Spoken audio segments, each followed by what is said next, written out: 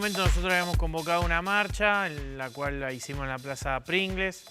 La idea era pedir que se extienda el decreto 320, como ya se había extendido el 31 de enero, por dos motivos. El 31 de enero se había extendido solamente por una cuestión económica y llegamos al 31 de marzo con lo que era continuar la situación económica y el riesgo epidemiológico. En aquel momento ya se venía hablando lo que era la segunda ola de COVID, todo lo que significaba, los países limítrofes muy complicados y demás, y en torno a eso era que estábamos pidiendo la extensión. El gobierno nacional, el ministro Ferraresi puntualmente, lo que él trató de introducir fue la alerta temprana en desalojos, que eso quedó establecido y demás. Sería como una situación en la cual no se puede generar ningún desalojo si previamente no hay una instancia de mediación judicial. Hoy por hoy esa situación vemos que no alcanza, entendemos que quedan por momentos muchos grises, también apelar a una situación de mediación judicial en este contexto de COVID es muy complejo, porque bueno, todos los trámites burocráticos y demás dentro de la pandemia se han ralentizado mucho y complejizado también. Ahí es cuando incluso bueno, nos enterábamos que en estos días el presidente Alberto Fernández estaba evaluando la posibilidad de volver a colocar lo que era un decreto en torno a la prohibición de desalojo fundamentalmente. Creemos que es para donde hay que ir porque bueno, hay situaciones muy complejas en torno a lo económico y en torno a bueno, el acceso a la vivienda en alquiler.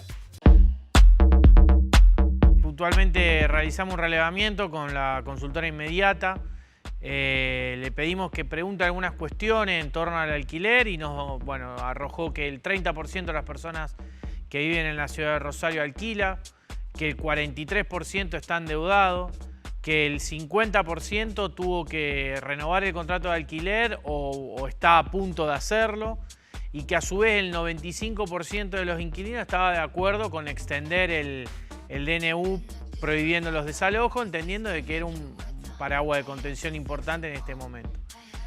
Los primeros números, sobre todo el de 30% de inquilinos en la ciudad de Rosario, es producto de un proceso de inquilinización constante que estamos viendo en todo el mundo, se está viendo. Cada vez hay más personas que alquilan y es su manera de acceder a la vivienda. Y ahí es cuando el Estado tiene que empezar a tomar parte activa en torno a, delimitar políticas públicas, implementar, después también hacer la evaluación de esas políticas públicas, para luego generar un paraguas de contención a todas estas personas que alquilan. Hoy por hoy son muchísimas, como vos decís, 200.000 personas. Y también va aparejado y de la mano de un proceso de financiarización de la vivienda. ¿Esto qué quiere decir? Que desde el 2000 para acá, los sectores económicos concentrados han empezado a desconfiar de lo que es las inversiones financieras y pasado su capital a invertir en lo que son las viviendas inmobiliarias y demás. Ahí es cuando, por ejemplo, otros países que también lo están sufriendo han empezado a controlar el precio del alquiler. Argentina lo ha empezado a hacer con la ley de alquileres, pero controla el segundo y el tercer año. El primer año no está controlado. Por ejemplo, hace 2 semanas Francia estableció lo que era el control de alquileres por 5 años. Ellos entendían que era primero una prueba piloto por 5 años. Recordar, Francia, un país de centro derecha y demás, apoyado el gobierno por organizaciones de centro derecha, empresas y demás. Pero entendían que para salir de esta crisis, las familias francesas tenían que dejar de dedicarle tanto dinero al pago del alquiler. ¿Para qué? Para después con eso directamente aportarlo al mercado interno, al consumo de lo que produce Francia.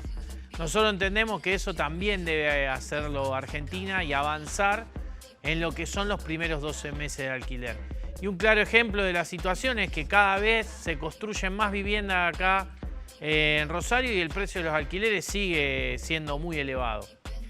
También hay otro eje muy importante de empezar a fiscalizar lo que son las viviendas ociosas.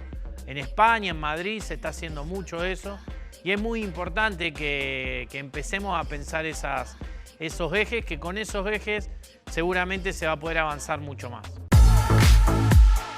A la asociación de inquilinos en un comienzo era focalizado en lo que era la vivienda de familiar o de estudiantes y demás, pero luego con la pandemia y el decreto 320 que aglutinó a todo lo que era inquilinos, locales comerciales, centros culturales y demás, nos ha tocado a veces darle algunos acompañamientos a esos sectores.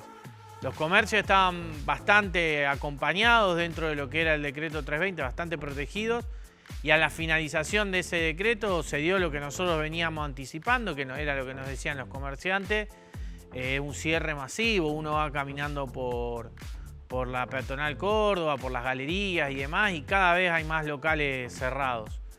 Entendemos que bueno, quizá también haya que avanzar en torno a lo que es el alquiler de locales comerciales. Hoy por hoy eso no, la ley de alquileres no lo contempla, pero creemos que sí, porque hay muchísima gente que alquila su vivienda y también son inquilinos de su negocio, que fue los que más se nos han acercado en este tiempo. Nosotros planteábamos ahora para esta salida del 31 de marzo del decreto que el gobierno haga un escalonamiento de propietarios. No es lo mismo un propietario que tenga una sola vivienda en alquiler o hasta incluso inquilinos que alquilan su vivienda porque les quedó chica y demás. No es lo mismo eso que aquel que tenga más de una vivienda, 2, 3. Hay gente que tiene hasta edificios completos en alquiler.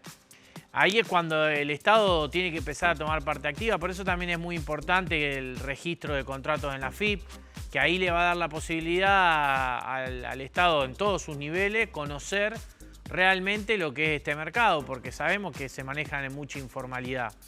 Igualmente siempre tratamos de acompañar a los inquilinos, porque en esta pandemia hay mucha gente que la ha pasado mal y sin esto quedaba en la calle.